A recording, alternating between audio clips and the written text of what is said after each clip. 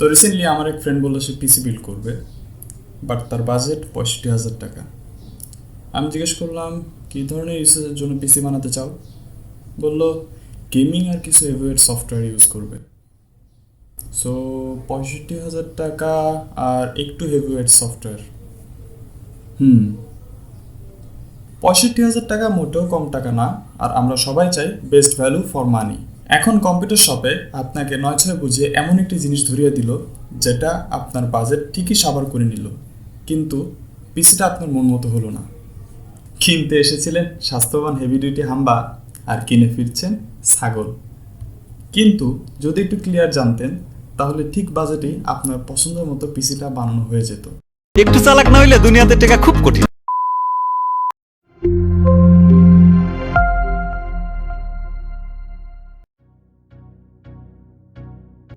কম্পিউটারের main element হলো motherboard, processor, RAM, GPU আর পিএসইউ।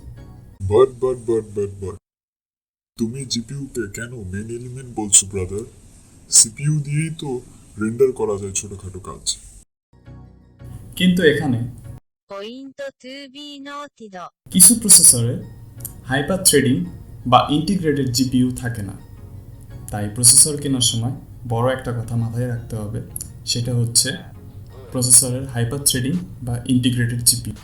যদি ইন্টিগ্রেটেড জিপিইউ না থাকে তাহলে প্রসেসর কিনতে হবে ভাইয়া। ওকে, শুরু করা যাক সিপিইউ দিয়ে।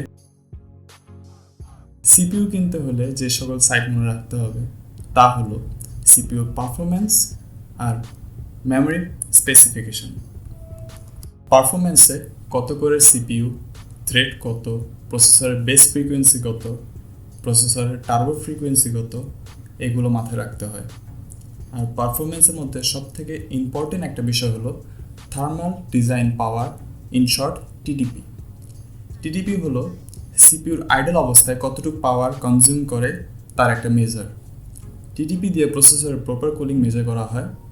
যদি সিপিইউ ঠিকঠাক কুলিং ইকুইপমেন্ট না পায় তাহলে সিপিইউ স্ট্রেস পারফরমেন্সে ড্রপ করবে, আর খারাপ হলে আপনার প্রসেসর নষ্ট হতে পারে। মেমরি স্পেসিফিকেশন, মেমরি বা র্যাম স্পিড কনজাম্পশন নির্ভর করে প্রসেসরের উপরে। আপনি 32 জিবির 3200 মেগাহার্জের র্যাম কিনে পিসিতে ইনস্টল করলেন আর ভাবলেন, पीसी में रॉकेट है पीसी में। আর গুগল ক্রোম বলল की बापुआ तेरा पीसी स्लो है का? কারণ আপনার সিপিইউর memory type 2100 megahertz. So RAM buying এর ক্ষেত্রে CPU memory specification like max memory, memory type, bandwidth দেখে কিনতে হবে। এছাড়া আরও কোনো কোয়েরি থাকলে যেমন ইসিসি সাপোর্ট, এক্সপেনশন অপশন, এগুলোর ইনফরমেশন ইন্টেল অথবা এএমডির ওয়েবসাইটে পেয়ে যাবেন। এখন আসা যাক মাদারবোর্ড সিলেকশন। মাদারবোর্ড কেনার সময় মূল যে বিষয়গুলো লক্ষ্য রাখতে হবে সেগুলো হলো চিপসেট, সকেট, ইন্টেল অথবা এএমডি যে প্রসেসর কিনছেন তার জন্য অ্যাপ্রোপ্রিয়েট প্রসেসর সকেট। মাদারবোর্ডে থাকে মেমরি চ্যানেল স্পিড বা bus, PCI expansion slot, built in graphic port, for example HDMI, DVI or VGA port, USB 3 অথবা ভাগ্য ভালো থাকলে USB 3.1, এগুলো দেখে নিতে হবে। একটা জিনিস মনে রাখবেন, মাদারবোর্ড শুধুমাত্র গেমিং হলেই অথবা একটু হাই প্রাইস হলেই আপনার পারফরমেন্স ভালো হবে তেমন কিছু না। মাদারবোর্ডের মেন যে এলিমেন্টগুলো আমি বললাম সেগুলো যদি আপনার প্রসেসরের সাথে রিলেটেড থাকে তাহলে আপনি মোটামুটি বাজেট রেঞ্জের মাদারবোর্ডের মধ্যে ভালো একটা গেমিং ফিল পাবেন আর হাই লেভেলের কাজ করতে পারবেন। তো প্রসেসর আর মাদারবোর্ড কিনা শেষ, এখন আসা যাক জিপিইউতে। তো জিপিইউ হিসেবে আপনি এএমডি অথবা এনভিডিয়া যে জিপিইউ সিলেক্ট করেন না কেন, আপনার বিল্ডের জন্য আপনাকে কিছু বিষয় লক্ষ্য রাখতে হবে। তা হলো কী কাজে পিসিটি ইউজ করবেন, লাইক গেমিং, রেন্ডারিং অথবা অন্য ভারী কোনো কাজ, অথবা লাইট ইউসেজ। আপনি কী ধরনের মনিটরের সাথে কানেক্ট করবেন, মনিটরের রিফ্রেশ রেট কত।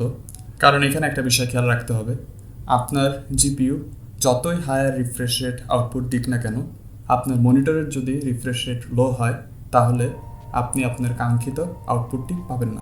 তো জিপিইউ কেনার সময় যে সকল দিক খেয়াল রাখতে হবে তা হলো প্রাইস, যত সম্ভব জিপিইউতে টাকা কম খরচ করবেন আর প্রসেসরের জন্য বাজেট রেখে দেবেন।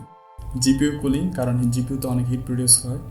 ভির্যাম অথবা ভিডিও র্যাম, ব্যান্ডউইথ, মনে রাখবেন যত ব্যান্ডউইথ বেশি তত স্মুথ ক্ল্যারিটি, আর GPU, clock speed and lastly TDP.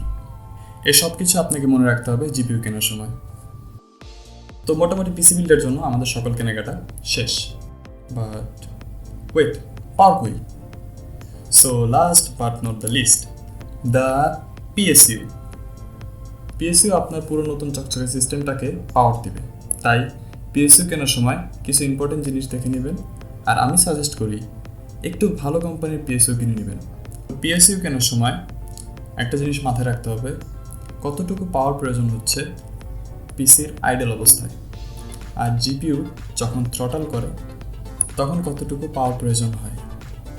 আর জিপিইউর সাথে কানেক্ট করার জন্য 6 পিন অথবা 8 পিন কেবল আছে কিনা সেটা দেখে নিতে হবে।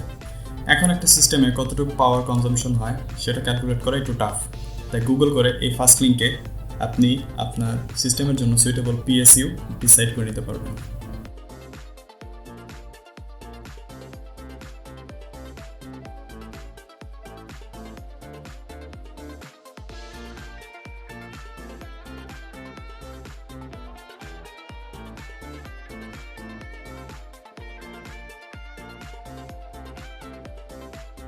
এই তো হয়ে গেল আপনার বাজেটের মধ্যে বানানো ড্রিম পিসি।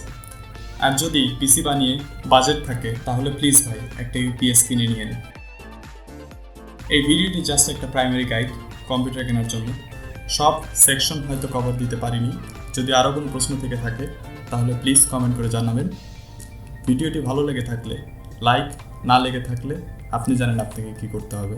আর হ্যাঁ, টেক রিলেটেড ভিডিও পেতে চাইলে সাবস্ক্রাইব করে স্টে টিউন।